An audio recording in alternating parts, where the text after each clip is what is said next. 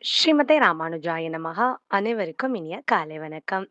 நம்ம பகவத் அடியார் கதைகள் அப்படின்ற குழுவ ஆரம்பிச்சிருக்கோம். நம்ம குழுவினுடைய பெயரினுடைய அர்த்த விசேஷம் என்ன அப்படின்றத தான் நம்ம நேத்தைக்கு பார்த்தோம். ஸோ பக்தர்களுடைய கதைய அனுபவிக்கிறதுக்காக தான் இந்த குழு ஆரம்பிக்கப்பட்டிருக்கு அப்படின்றத நேத்தைக்கே தெரிவிச்சோம். அதேபோல நம்ம முதல்ல ஆழ்வார்களுடைய சரித்திரத்த தான் பார்க்க போறோம் அப்படின்னு நம்ம சொல்லியிருந்தோம் இல்லைங்களா? ஸோ அப்போ ஆழ்வார் சரித்திரத்த பார்க்கறதுக்கு முன்னாடி ஒரு சின்ன இன்ட்ரோடக்ஷன் குடுத்துட்டு நம்ம ஆழ்வார்கள் சரித்திரத்துக்குள்ள போகலாம். என்ன அப்படின்னா, இந்த பிரபஞ்சம் முழுக்க பரபிரம்மமாகிய சிவன் நாராயணன் படைக்கிறாரு. நம்ம இந்த உலகம் எப்படி படைக்கப்படுது, எப்படி லயமாகும், இதெல்லாம் மகாபாரதத்தினுடைய முதல் இன்ட்ரோடக்ஷன் பார்ட்லயே பார்த்துட்டோம். எப்படி பரமாத்மா இந்த உலகத்த படைப்பாரு, இந்த உலகம் அண்டமானது எப்படியெல்லாம் சூழ்ந்திருக்கு அப்படின்றத பார்த்துட்டோம் இல்லைங்களா? ஸோ அதனால இப்போ இத சின்னதா சுருக்கமா மட்டும் பார்த்துக்கலாம்.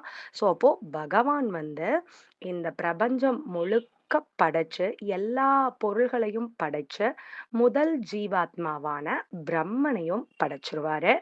படைச்சுட்டு, மற்ற ஜீவாத்மாக்களுடைய கணக்க பிரம்மன் கிட்ட ஒப்படைச்சுட்டு, அவரு திருப்பாற்கடல்ல போயி சயனிச்சுக்கிடுவாரு அப்படின்றத நம்ம ஏற்கனவே பார்த்திருக்கோம். அப்போ பகவான் திருப்பாற்கடல்ல படுத்திருக்கிறாரே, சயன கோலத்துல இருக்காரு. எப்பவும் கண்கள மூடியபடி யோக நித்திரையில இருப்பாரு. பகவான் தூங்கிட்டு இருக்காரா அப்படின்னு பார்த்தா, இல்ல.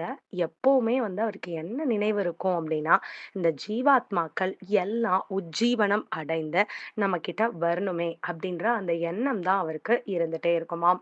ஸோ அப்போ பகவான் எல்லாத்தையும் படைச்சு, வேதத்தையும் எல்லாத்தையும் படைச்சுட்டாரு. சாஸ்திரங்கள் எல்லாத்தையும் படைச்சுட்டாரு.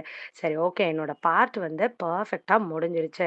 இனி ஜீவாத்மாக்கள் எல்லாரும் நான் குடுத்த சோர்ஸ பயன்படுத்தி, அவங்க தன்னுடைய கர்ம வினைகள் எல்லாம் கழிச்சுட்டு, மோட்சத்துக்கு சேருவாங்க அப்படின்னு திருப்தியா போய் படுத்துட்டாராம் திருப்பாற்கடல்ல.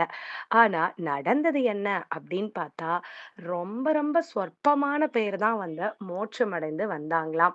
மற்ற யாருமே வரலையாம். எல்லாரும் திரும்ப திரும்ப சம்சாரத்திலேயே பிறந்து பிறந்து பிறந்து மாண்டுட்டு இருந்தாங்களாம்.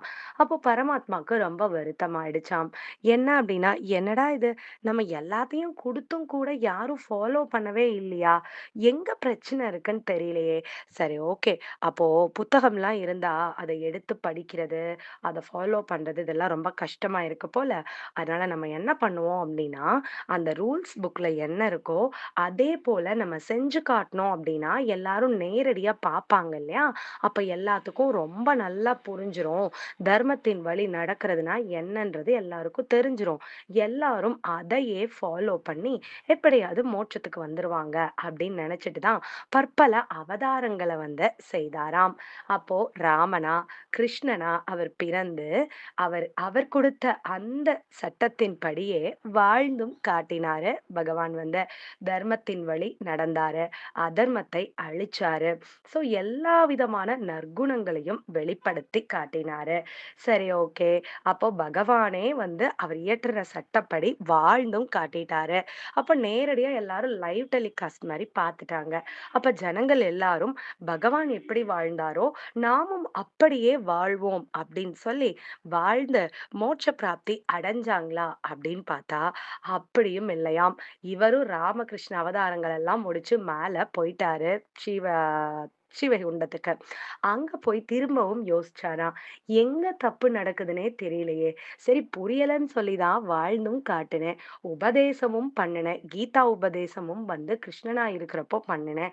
உபதேசம் பண்ணியும் யாரும் வரல. வாழ்ந்து ராமனா வாழ்ந்து காட்டியும் யாரும் வரல. என்ன பண்றது? எங்க தப்பு? அப்படின்னு பெருமாள் யோசிச்சாராம்.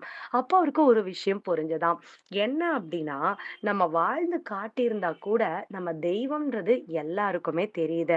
அதாவது பரமாத்மான்றவரு வேற, ஜீவாத்மாக்கள் எல்லோரும் வந்து வேற. பரமாத்மா வந்து காலம், நேரத்துக்கெல்லாம் அப்பாற்பட்டவரு. சகல சக்திகளையும் வாய்ந்தவரு.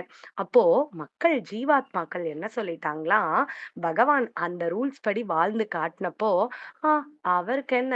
அவர் தெய்வம்ப்பா. அவருக்கு தெரியும். சீத்தை எப்ப தொலைவாங்கன்னு தெரியும். திருப்பி எப்ப கிடைப்பாங்கன்னு தெரியும். அவர் இருப்பாரு. அவர் பரமாத்மா. அவரால முடியும். நம்மால முடியுமா? நம்மாலலாம் முடியாது." அப்படின்னு வந்துட்டு ஜீவாத்மாக்கள்லாம் சொல்லிட்டாங்களாம். அப்ப பெருமாளுக்கு ரொம்ப வருத்தமாயிடுச்சு. அடப்பாவிகளா! வாழ்ந்து காட்டுனா நான் தெய்வம் சொல்லி என்ன தனியா ஒதுக்கி வச்சுட்டீங்களே! அப்ப என்ன பண்ணலான்னு யோசிச்சாராம். அதாவது என்ன அப்டின்னா, இந்த ஜீவாத்மாக்கள் எல்லாம் ரட்சிக்கணும். அவங்களுக்கு ஞானத்த குடுத்து பகவான் திருவடியில இணைச்சுக்கிடணும் அப்டின்றது பகவானுடைய ஒரு பிளானு. அப்ப அதுக்கு என்ன பண்ணலான்னு யோசிச்சாராம். சரி ஓகே. நான் வந்து தெய்வம் அப்டின்றதுனால தானே என்ன அவங்க கூட்டுக்குள்ள சேர்த்துக்க மாட்டேங்கிறாங்க மனுஷங்கள்லாம் வந்துட்டு. அதனால நான் இப்ப என்ன பண்ண போறேன் அப்டின்னா, யானையை வைத்து யானையை பிடிப்பார் போல அப்டின்னு சொல்லிட்டு ஒரு கோட் வந்து சொல்றாங்க. என்ன அப்டின்னா, ஒரு ஆண் யானை வந்து ரொம்ப மதம் பிடிச்சு இருக்கு அப்டின்னா, யாராலயும் அத கட்டுப்படுத்த முடியாது. அப்ப என்ன பண்ணுவாங்களாம், ஒரு பெண் யானைய தூரமா நிறுத்தி வச்சுருவாங்களாம். நடுவுல ஒரு பெரிய குழி வெட்டி, அதுல வந்துட்டு இந்த இலைத்தழைகள் எல்லாம் பரப்பிருவாங்களாம். இந்த பெண் யானையை கண்ட ஆண் யானை வேகமா ஓடி வரும்னு சொல்லி குழிக்குள்ள விழுந்துருமாம். அப்போ டக்குனு பிடிச்சு தூக்கிருவாங்களாம். அப்போ மனிதர்கள தெய்வமா போய் திருத்த முடியல. அப்ப மனிதர்கள் மூலமாகத்தான் நாம திருத்தணும். அப்படின்னு பெருமாள் வந்து யோசிச்சாராம். அப்ப என்ன பண்ணாரு அப்படின்னா, இந்த உலகத்திலேயே யாரெல்லாம் டாப் மோஸ்ட் ஜீவாத்மா, அதாவது ரொம்ப ரொம்ப நல்லவங்க, பகவான் மேல பக்தி அதிகமா கொண்டவங்க, மோட்ச பிராப்தியவே அடையறதுக்கு தகுதி உள்ளவங்க யாரு? அப்படின்றவங்கள பெருமாள் வந்து செலக்ட் பண்ணாராம். செலக்ட் பண்ணிட்டு அவங்களுக்குள்ள சக்திய வந்து புகுத்தினாராம். எந்த சக்திய புகுத்தினாரு? தன்னோட சக்தியவே புகுத்தினாரா? அப்படின்னு பார்த்தா இல்ல. அதாவது பகவான் வந்து தன்னுடைய ஆபரணங்கள், தன்னுடைய நித்திய சூரிகள் எல்லாத்தையும் வந்து அழைக்கிறாரு.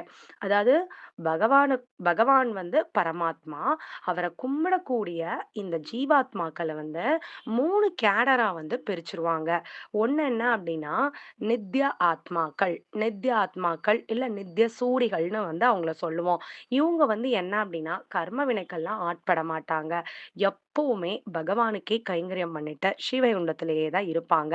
உதாரணத்துக்கு சொல்லணும் அப்டின்னா, கருடன், அனந்தன், ஆதிசேஷன், விஸ்வக்சேனர் இவங்க எல்லாருமே வந்து நித்ய சூரிகள். இவங்க எப்பவுமே ஆ பரமாத்மாவோடயே இருக்கக்கூடியவங்க. இவங்கெல்லாம் நித்யர்கள். அடுத்தது முக்தர்கள்னு ஒரு கேடர் இருக்கு. அது என்ன அப்டின்னா, இப்பூமியிலேயே வாழ்ந்து தன்னுடைய கர்ம வினைகளையும் போக்கிட்டு, மோட்சத்துக்கு போற தகுதியவே பெறவங்க தான் வந்து இந்த முக்தர்கள் அப்டின்றவங்க.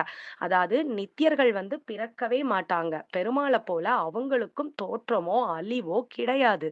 ஆனா முக்தர்களுக்கு வந்து பிறப்பும் உண்டு, அழிவும் உண்டு. அவங்க ஆனா மோட்ச பிராப்தி அடைஞ்சிட்டதுனால, திருப்பி திருப்பி சம்சாரத்துல விழமாட்டாங்க. அவங்க தான் வந்து முக்தர்கள் அப்டின்றவங்க. பக்தர்கள். இந்த பக்தர்கள் கேடர்ல தான் நம்ம எல்லாருமே. மெஜாரிட்டி ஆஃப் த பீப்பிள் வந்துட்டு ஜீவாத்மாக்கள் அத்தன பேரும் இந்த பக்தாத்மாக்கள் கோட்டியில தான் வந்து இருப்பாங்க. இந்த பக்தாத்மாக்கள தான் மோட்சத்துக்கு அழைச்சிட்டு போகணும். ஆனா அவங்களால முடியல. ஏன் அப்டின்னா, இந்த கர்மா படுத்துற பாடு அவங்களுக்கு தாங்கல. அவங்களால ஞானம் பெற்று தன்னால எழுந்து வர முடியல. அப்போ அவங்கள பிடிச்சு இழுத்து, அவங்கள புஷ் பண்ணி மேல கொண்டு வரதுக்கு யாருடைய உதவியாவது வந்து தேவைப்படுது. அப்டின்றதுனால தான் இப்ப பகவான் என்ன செய்றாரு அப்டின்னா, மோட்சத்துக்கு போகிற தகுதி உடைய அந்த முக்தர்கள எடுத்து, அவங்களுக்கு தன்னுடைய நித்தியர்கள் இருக்காங்க இல்லையா? அதாவது ஆ ஆதிசேஷன், கருடன், அதுக்கப்புறம் பகவானுடைய கையில இருக்கிற சங்கு, சக்கரம், கதை, வாள், அவருடைய திருமார்புல சாற்றியிருக்கிற நீலமணி, கல்லு, இந்த மாதிரி அங்க ஸ்ரீவைகுண்டத்துல இருக்கிற நித்திய சூரிகள் எல்லாரையும் கூப்பிட்டு, ஒவ்வொரு ஆ மொத்த ஆத்மாக்குள்ளயும் இந்த நித்திய சூரியனுடைய சக்திய வந்து புகுத்துறாரு. ஸோ, அப்போ இந்த பக்தர்கள தூக்குறதுக்கு யாரு 2 பேர கம்பைன் பண்ணி விடுறாரு அப்படின்னு பார்த்தா, நித்தியர்களையும், முக்தர்களையும் கம்பைன் பண்ணி இந்த பூமியில வந்து பிறக்க வைக்கிறாரு. அப்படி பிறந்தது தான் யாரு அப்படின்னு பார்த்தா ஆழ்வார்கள். இப்போ நம்ம ஆழ்வார்கள் வந்து 12 பேர் அப்படின்னு நம்ம வந்து பார்த்துருக்கோம் இல்லைங்களா? இந்த ஆழ்வார்கள் எல்லாருமே வந்து யாரினுடைய அம்சமா பிறந்தாங்க அப்படின்னு பார்த்தா, இந்த நித்திய சூரிகளுடைய அம்சம் தான்.